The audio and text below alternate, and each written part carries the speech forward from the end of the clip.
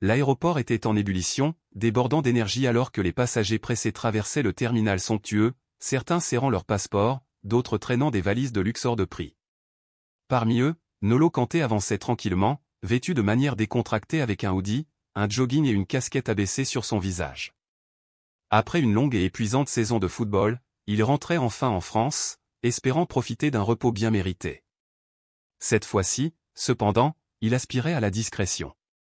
Pas de caméra braquée sur lui, pas de journalistes l'attendant, pas de fans surexcités guettant son arrivée. Pour garantir cette tranquillité, il prit une décision inhabituelle, il réserva l'intégralité de la première classe, non pas pour se vanter de sa richesse ou afficher une quelconque extravagance, mais parce qu'il avait un besoin profond de calme. Tandis qu'il approchait de la porte d'embarquement, il remarqua les regards discrets et les chuchotements de quelques membres de l'équipage. Il connaissait bien ces situations où l'on jugeait sa tenue modeste, où certains semblaient douter qu'il appartienne à cet environnement de luxe. Mais il choisit d'ignorer ces regards et murmures, n'ayant ni le temps ni l'envie de se laisser entraîner dans des confrontations inutiles. Lorsque l'annonce d'embarquement prioritaire résonna dans le terminal, Kanté attrapa son petit sac et se dirigea calmement vers la file d'attente, étant le premier à tendre son billet à l'hôtesse. Elle jeta un rapide coup d'œil à lui, puis à son billet, avant de froncer les sourcils. « Monsieur, cet embarquement est réservé aux passagers de première classe, dit-elle d'un ton rempli de scepticisme. » Kanté, habitué à ces jugements hâtifs, resta poli. « Je sais, répondit-il simplement, en montrant son billet. » L'hôtesse scanna le billet, et à l'instant où la machine émit le bip de validation, elle sembla surprise, mêlant son expression à un soupçon d'agacement. Sans un mot de plus, elle l'autorisa à passer. En entrant dans la cabine de première classe, Kanté observa les larges sièges en cuir, l'éclairage tamisé et l'atmosphère paisible. C'était exactement ce qu'il recherchait, un espace calme et confortable où il pourrait enfin se détendre. Alors qu'il avançait vers son siège, une autre hôtesse, plus jeune cette fois, l'aborda avec une expression interrogative. « Excusez-moi, monsieur, dit-elle, essayant de masquer ses doutes derrière un ton professionnel. Êtes-vous sûr que c'est votre siège ? » Kanté, avec un soupir silencieux, sortit à nouveau son billet. « Oui, c'est bien le mien. » Après l'avoir examiné, l'hôtesse hocha la tête, mais ajouta, presque condescendante, « Très bien.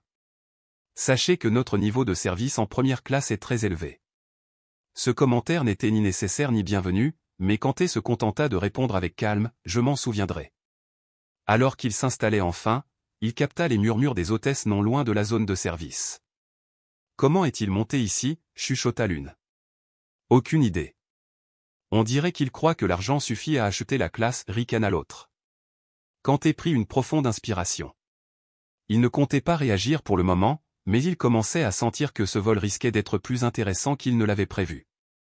Installé dans son siège moelleux, regardant par le hublot, il tenta de se relaxer.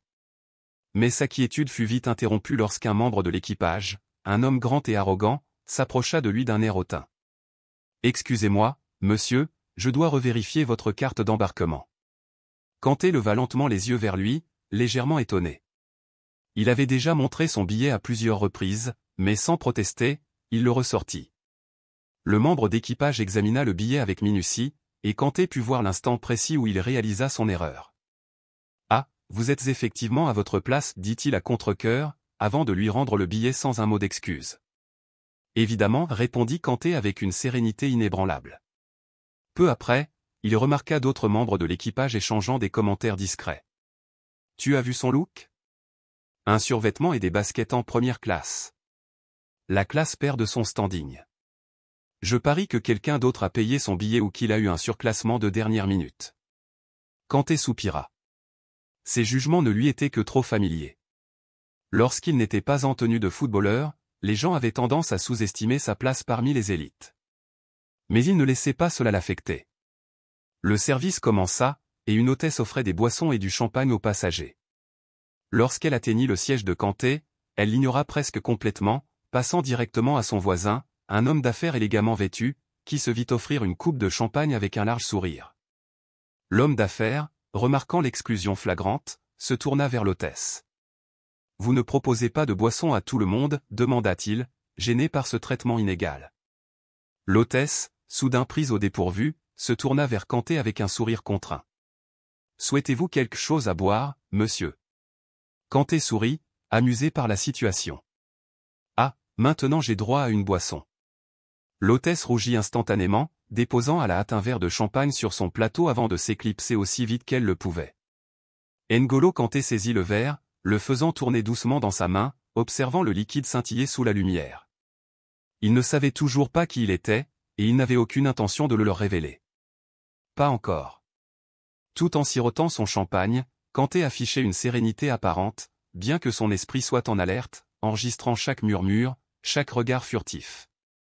Il était habitué à des situations bien plus éprouvantes, des critiques, des attentes démesurées provenant de millions de fans à travers le monde, mais cette ignorance pure et simple était presque amusante. Ils étaient loin de deviner l'identité de l'homme assis parmi eux. Tandis que l'embarquement se poursuivait, des murmures émanant de l'équipage se faisaient de plus en plus audibles près de la zone de service. « T'as vu ce type ? En première classe, mais habillé comme s'il sortait tout droit de la salle de sport. Franchement, il y en a qui achètent leur place mais n'ont aucune idée des codes. » Quelques membres de l'équipage échangèrent des sourires narquois, convaincus qu'ils ne les entendaient pas. Mais Kanté, tout en esquissant un léger sourire, savait bien qu'ils étaient loin de la vérité. S'ils savaient seulement. Quelques minutes plus tard, un steward s'avança avec un plateau de serviettes chaudes, les distribuant aux passagers de la première classe. Pourtant, lorsqu'il atteignit le siège de Kanté, il passa sans s'arrêter, comme s'il n'existait pas. Kanté observa la scène calmement, l'homme retournant à la zone de service, déposant son plateau. « Il n'y a déjà plus de serviettes chaudes ?» demanda-t-il, sa voix posée mais ferme. Le steward se retourna, visiblement pris de court. « Oh, hésita-t-il, un sourire forcé sur les lèvres, je ne pensais pas que vous en vouliez. » Kanté haussa légèrement un sourcil. « Ah bon, et pourquoi donc ?» Le steward balbutia une excuse maladroite, avant de lui tendre une serviette avec une certaine brusquerie. « Voilà, monsieur. »« Merci, » répondit Kanté, souriant doucement tout en remarquant la tension palpable sur le visage de l'homme. Mais l'insulte la plus flagrante ne tarda pas à arriver. Tandis que l'équipage se préparait pour le décollage, une autre hôtesse passait dans l'allée pour prendre les dernières commandes. Kanté s'apprêtait à demander un repas simple lorsqu'il entendit deux hôtesses glousser à l'avant. « Tu crois qu'il sait même ce qu'il y a au menu ?» chuchota l'une. « Il doit s'attendre à des nouilles instantanées » ajouta l'autre, ricanant. Les doigts de Kanté se crispèrent légèrement autour de la serviette. Il avait voyagé aux quatre coins du globe, dîné dans des restaurants étoilés, et joui d'un respect quasi universel. Mais ici, il était traité comme un inconnu, une simple blague. Un passager assis de l'autre côté de l'allée, un homme en costume, semblait avoir reconnu Kanté. Il avait observé toute la scène en silence, fronçant les sourcils. « Excusez-moi » lança l'homme d'affaires à l'équipage d'une voix tranchante. « Vous savez à qui vous parlez ?» L'hôtesse parut déconcertée. « Pardon ?» L'homme soupira, secouant la tête. « Vous le saurez bien assez tôt. » Kanté, amusé, laissa échapper un rire discret en posant soigneusement la serviette. Oui, ils allaient bientôt le découvrir. Et il comptait savourer ce moment. L'avion ayant atteint son altitude de croisière, les hôtesses commencèrent à circuler, proposant repas et boissons. Kanté, malgré les insultes répétées, était resté impassible. Mais c'est alors qu'ils commirent leur plus grande erreur. Une hôtesse, la même qui avait négligé de lui proposer une boisson plus tôt, approchait avec un plateau de boisson, tenant celui-ci négligemment d'une main. En se penchant pour servir le passager à côté de Kanté, elle inclina légèrement trop son bras, laissant un liquide froid éclabousser son pantalon. Le choc du liquide glacé traversant son jogging fit s'arrêter le temps. Kanté, stoïque, sentit non seulement le froid sur sa peau, mais surtout le manque de respect qui venait de se manifester. « Oh » dit l'hôtesse avec un manque apparent de sincérité, « vous avez bougé trop brusquement. » Kanté leva les yeux lentement, son expression demeurant impassible. « J'ai bougé » répéta-t-il, sa voix calme, mais tranchante. L'hôtesse, embarrassée, rougit légèrement, peu habituée à être remise en question. « Eh bien, oui » balbutia-t-elle, visiblement mal à l'aise. « Je vais vous apporter des serviettes. » Sans attendre de réponse, elle tourna les talons, ne prenant même pas la peine de s'excuser réellement. Kanté soupira longuement, secouant la tête avant de saisir la petite serviette à ses côtés pour tamponner son pantalon encore humide. Plusieurs sièges plus loin, l'homme d'affaires observateur laissa échapper un rire stupéfait. Incroyable. Kanté n'était pas encore en colère, mais la situation atteignit son point de rupture peu après. 5 minutes passèrent, et l'hôtesse n'était toujours pas revenue avec une serviette propre. Au lieu de cela, elle bavardait avec un collègue à l'avant de la cabine, souriante, comme si de rien n'était. Kanté jeta un regard à ses vêtements encore humides, puis vers les membres de l'équipage insouciants. Là, ce n'était plus une simple maladresse. Quelques instants plus tard, un autre steward passa avec un plateau de repas. Kanté leva la main pour attirer son attention. « Excusez-moi. » Le steward s'arrêta, visiblement agacé d'être interrompu. « Oui. Puis-je avoir une serviette ?» demanda calmement Kanté. « Celle qu'on m'a promise n'est toujours pas arrivée. » Le steward soupira, comme si la demande lui causait un immense effort. « Je vais voir s'il en reste, » grommela-t-il avant de s'éloigner sans empressement. Kanté s'enfonça dans son siège, étouffant un petit rire. Il n'avait aucune idée. Aucune idée de qui il était. Aucune idée qu'il venait d'humilier l'un des sportifs les plus respectés du monde. Et encore moins qu'ils allaient bientôt se retrouver face à une vérité qu'ils n'auraient jamais imaginée. N'Golo Kanté, encore légèrement mouillé par l'incident, n'était plus contrarié. Le moment qu'il avait attendu était enfin arrivé. Alors que l'avion continuait sa route, le chef de cabine, un homme d'âge mûr à l'allure soignée et au port d'un uniforme impeccable, traversa l'allée avec assurance. Ses yeux balayaient les rangées de passagers lorsqu'ils s'arrêtèrent sur Kanté. Cependant, au lieu du regard sévère habituel, une étincelle de curiosité traversa son visage. Il s'approcha du siège de Kanté, se raclant la gorge avec une certaine hésitation. « J'ai une demande à vous faire » commença-t-il avec une politesse qui semblait presque contrainte. Kanté, intrigué, leva un sourcil. « Quelle sorte de demande » demanda-t-il calmement. Le chef de cabine jeta un coup d'œil rapide autour de lui avant de baisser légèrement la voix. « Nous avons un invité très important à bord. Nous souhaiterions lui offrir un espace plus privé. » Kanté eut un petit sourire, amusé par la situation. « Un invité important, dites-vous ? » « Oui, » répondit l'homme, sans remarquer l'ironie dans la voix de Kanté. « Si vous pouviez accepter de changer de place, cela lui permettrait de profiter de plus d'espace. » Kanté se renversa dans son siège, tapotant distraitement la coudoir de ses doigts. « Et cet invité est plus important que moi » demanda-t-il d'un ton tranquille, mais ferme. Le chef de cabine hésita un instant avant de répondre. « Disons que cette personne a payé un prix élevé pour garantir son confort, et nous aimerions lui offrir ce qu'elle attend. » Kanté inspira profondément, presque amusé par la situation. « Ah, je vois très bien. » Puis, avec une voix posée mais empreinte de détermination, il continua, « Vous m'avez ignoré, raillé, traité avec mépris. Vous avez même renversé une boisson sur moi sans vous excuser. Et maintenant, vous me demandez de bouger parce que quelqu'un d'autre serait plus méritant que moi pour ce siège. » Une lueur d'inquiétude passa dans les yeux du chef de cabine. « Monsieur, ce n'est pas ce que je voulais dire ?» Tenta-t-il de se justifier, mais il fut interrompu par la voix du commandant qui résonna dans les haut-parleurs, « Mesdames et messieurs, c'est votre commandant de bord. Nous souhaitons la bienvenue à un invité de marque, la superstar du football N'Golo Kanté, qui voyage aujourd'hui avec nous. » Le silence s'abattit soudainement dans la cabine. Les membres de l'équipage se figèrent, tandis que les passagers à proximité tournaient la tête vers Kanté, réalisant soudainement qui il était. Le chef de cabine blêmit, le visage vidé de toute couleur. N'Golo Kanté, celui qu'ils avaient méprisé, se moquant de son apparence et de son rang supposé, avait en réalité réservé l'ensemble de la cabine de première classe. L'homme qu'ils avaient pris de haut contrôlait tous les sièges qu'il servait. Quant à Kanté, il observa la panique dans les yeux de ceux qu'il avait traités avec dédain. Il leva un sourcil, avec un sourire fin, demanda au chef de cabine, « Vous voulez toujours que je me déplace ?» Le chef de cabine, trop choqué pour répondre, balbutia quelques mots incompréhensibles. L'une des hôtesses, celle qui avait renversé une boisson sur Kanté plus tôt, tremblait légèrement. Kanté soupira, secouant la tête. « C'est bien ce que je pensais. » Le message était clair, et l'équipage comprit qu'il venait de commettre une erreur irréparable. La cabine de première classe resta plongée dans un silence glacial. Les membres de l'équipage, qui avaient murmuré des railleries et servi Kanté avec condescendance, étaient maintenant pétrifiés. Celui qui s'était moqué de ses vêtements fut le premier à réagir, son visage livide.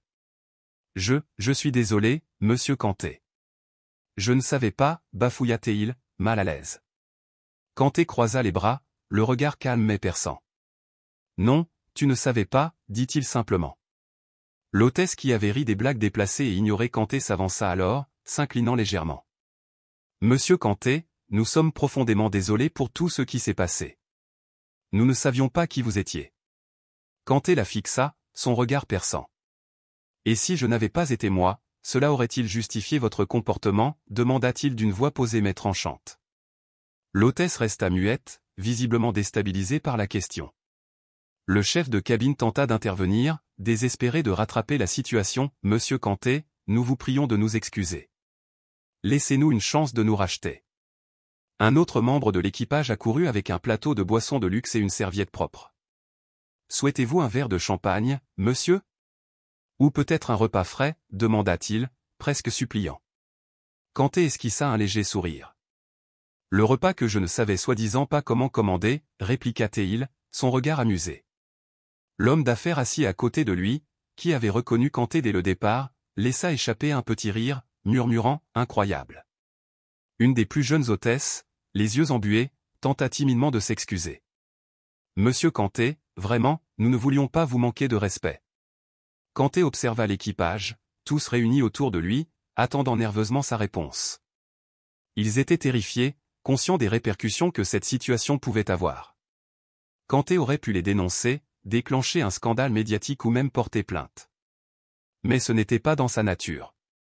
Il se leva lentement, les mains dans les poches, et dit d'une voix ferme, « Je n'ai pas besoin de vos excuses ni de vos boissons gratuites. Vous auriez dû me respecter avant de savoir qui j'étais. » Les membres de l'équipage baissèrent la tête, honteux. Le chef de cabine avala difficilement sa salive. « Nous comprenons, monsieur, et nous veillerons à faire mieux. » Kanté le fixa un instant avant d'acquiescer légèrement. « Je l'espère, » dit-il simplement, signifiant la fin de la conversation. Le reste du vol se déroula dans un silence gêné. L'équipage, autrefois arrogant, s'était métamorphosé, accomplissant leur service avec discrétion et professionnalisme. Fini les regards hautains et les blagues méprisantes. N'Golo Kanté était désormais traité avec le respect qu'il méritait. Mais il était trop tard. Leur véritable nature avait déjà été révélée. Kanté, lui, sirotait tranquillement un verre de champagne, plus pour la forme que par désir. L'avion commençait sa descente, et l'homme d'affaires de l'autre côté de l'allée se tourna vers lui avec un sourire complice. « Je doute qu'ils oublient ce vol de sitôt, plaisanta-t-il. Kanté sourit à peine, secouant la tête. Non, probablement pas. Lorsque l'avion atterrit enfin, l'équipage se prépara pour l'arrivée des passagers, alignés près de la sortie, anxieux. Kanté se leva, ajusta sa casquette et s'avança vers la sortie. Le chef de cabine s'empressa de le remercier, « Merci d'avoir voyagé avec nous, monsieur Kanté. Nous apprécions votre compréhension. » Kanté s'arrêta brièvement, regardant chacun des membres de l'équipage. Puis, avec un léger sourire, il leur laissa une dernière leçon, « La prochaine fois, jugez moins et servez mieux. » Ces mots restèrent suspendus dans l'air, frappant l'équipage comme une vérité implacable. Pas besoin de crier, pas besoin de menacer. Cette simple phrase resterait gravée dans leur mémoire. Tandis que Kanté descendait de l'avion, l'homme d'affaires le suivit, souriant. C'était une sortie magistrale, dit-il en riant doucement. Kanté, serein, acquiesça. Il s'éloigna, laissant derrière lui un équipage humilié, avec une leçon en tête, la vraie classe, celle que l'on ne peut acheter, réside dans l'âme.